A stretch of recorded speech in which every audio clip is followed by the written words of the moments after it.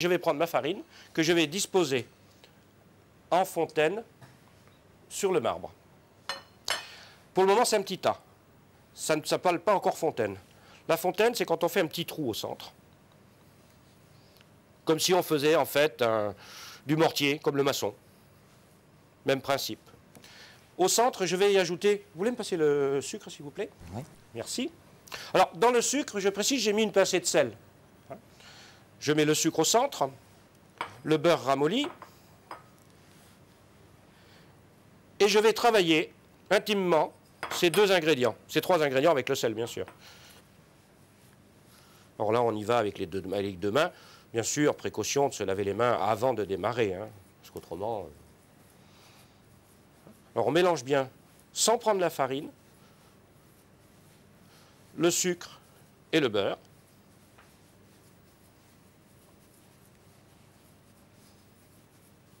Alors toujours du beurre ramolli, hein. Pensez à sortir le beurre de votre frigo avant de démarrer, parce qu'autrement vous aurez des problèmes pour la réalisation de cette recette.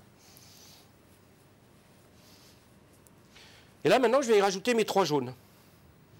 Et je vais mélanger le tout. Et là je vais pouvoir incorporer ma farine.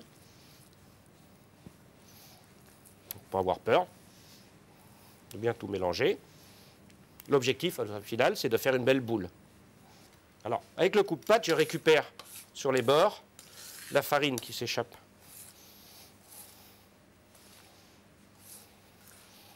Alors, dans cette pâte, il n'y a pas d'eau. Pourquoi? Parce que le jaune d'œuf remplace l'eau, ce qui ramollit la pâte.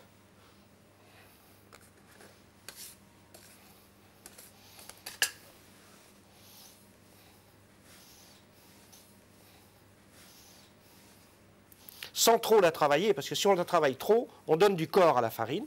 Et quand on donne du corps à la farine, c'est-à-dire qu'on lui donne de la force, et votre pâte, elle va être cassante au lieu d'être friable.